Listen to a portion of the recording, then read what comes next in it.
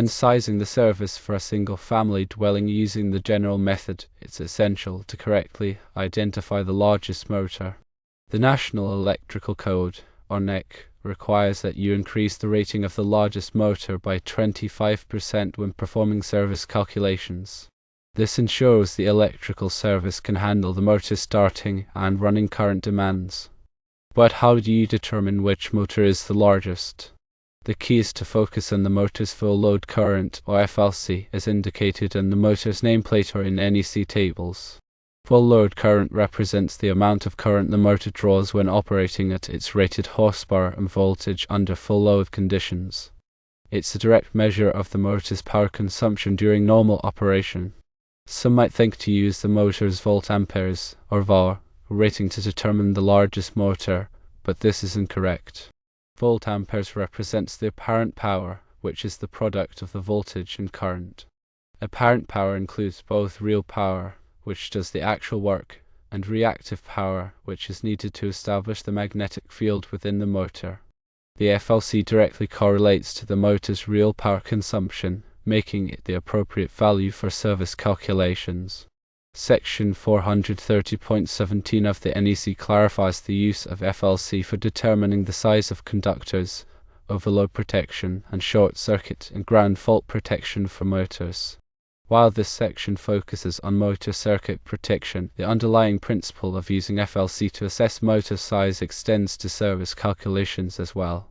Let's consider the example of a 1 horsepower motor operating at 230 volts with a full load current of 8.0 amps and a VA of 1840, alongside a 1/2 horsepower motor operating at 115 volts with a full load current of 9.8 amps and a VA of 1127. Despite the 1 horsepower motor having a larger VA rating, the 1/2 horsepower motor is considered the larger motor for service calculation purposes because it has a higher full load current of 9.8 amps compared to the 1 horsepower motor's 8.0 amps. Therefore, when performing the service calculation, you would increase the 9.8 amps full load current of the 1/2 horsepower motor by 25%, resulting in an adjusted current value to be used in the overall service load calculation. The general method outlined in Article 220 of the NEC provides a standardized approach for calculating the service load of a dwelling. It involves summing the demand loads of various components, including lighting, appliances, heating, and motors. Motors, being inductive loads, can draw significantly higher current during startup than during normal operation. This inrush current, also known as locked rotor current, can be several times higher than the full load current. Increasing the largest motor's FLC by 25% helps account for this inrush current and ensures the service has sufficient capacity to handle motor starting without causing voltage dips or tripping circuit breakers. Article 220.18 addresses the requirements for motor loads in service calculations. It directs you to Article 430 for the rules regarding motor circuit conductors and overload protection. While Article 220 itself doesn't explicitly state that FLC should be used to determine the largest motor, the cross-reference to Article 430 implies this. This is because Article 430 consistently relies on FLC for motor circuit sizing and protection. When performing a service calculation, you'll first calculate the general lighting load based on the dwelling square footage. Then you'll add the fixed appliance loads such as ranges, dryers, and water heaters, applying any applicable demand factors.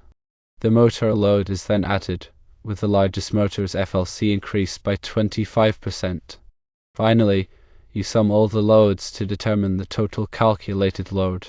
This calculated load is then used to size the service conductors and overcurrent protection. It's important to refer to the specific tables and sections within the NEC for accurate FLC values and applicable demand factors. The NEC is updated every 3 years, so it's crucial to use the latest edition to ensure compliance with current regulations. Furthermore, local jurisdictions may have amendments or interpretations of the NEC, so it's always best to consult with the local electrical inspector for clarification. In summary, to correctly size the service for a single-family dwelling using the general method, remember that the largest motor is determined by its full load current, not its volt-amperes. Increase the FLC of the largest motor by 25% and incorporate this adjusted value into the overall service load calculation. Always consult the latest edition of the NEC and local regulations to ensure compliance and safe electrical installations. By correctly applying these principles, you can ensure the electrical service is adequately sized to meet the demands of the dwelling, providing safe and reliable power for all its electrical equipment and appliances. Service calculations are a critical aspect of electrical design and installation, and accuracy is essential. Incorrect calculations can lead to undersized services, resulting in overloaded circuits, nuisance tripping, and potential fire hazards. On the other hand, oversized services can be unnecessarily expensive. Take the time to carefully perform the calculations, double-check your work, and consult with qualified electrical professionals when needed. Understanding the difference between full load current and volt-amperes is a fundamental concept in electrical engineering. While both values are related to motor power, they represent different aspects of the motor's operation. FLC is a direct measure of the motor's real power consumption, while VA represents the apparent power, which includes both real and reactive power. Reactive power is the power required to establish and maintain the magnetic field in the motor. It doesn't contribute to the actual work performed by the motor, but it's essential for its operation. The power factor is the ratio of real power to apparent power. It indicates how efficiently the motor uses the supply power. A power factor of 1 indicates that all the power is being used for real work, while a power factor less than 1 indicates that some of the power is being used for reactive power. Motors typically have power factors between 0.7 and 0.9.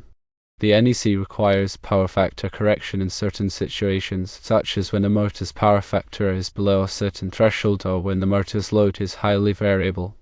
Power factor correction involves adding capacitors to the motor circuit to reduce the amount of reactive power drawn from the source.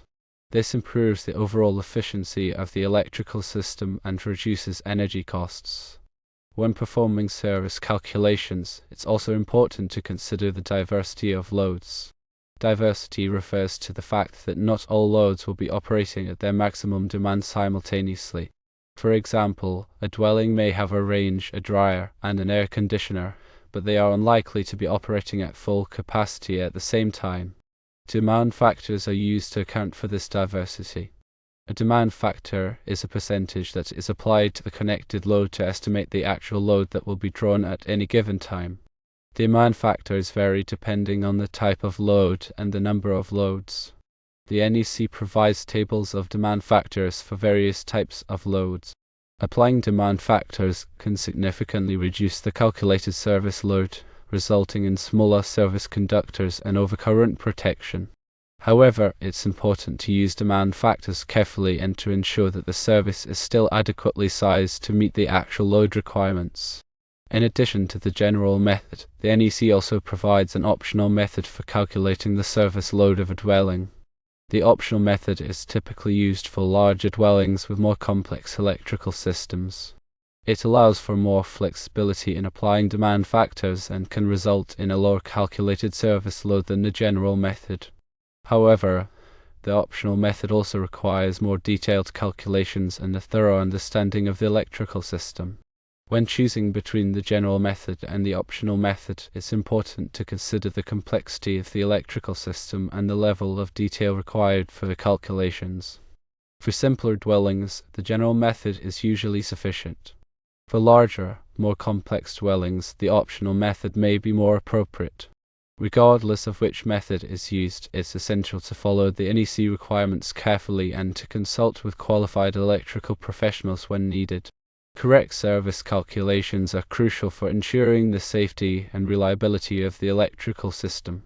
In conclusion, understanding how to determine the largest motor for service calculations is a critical skill for electrical professionals.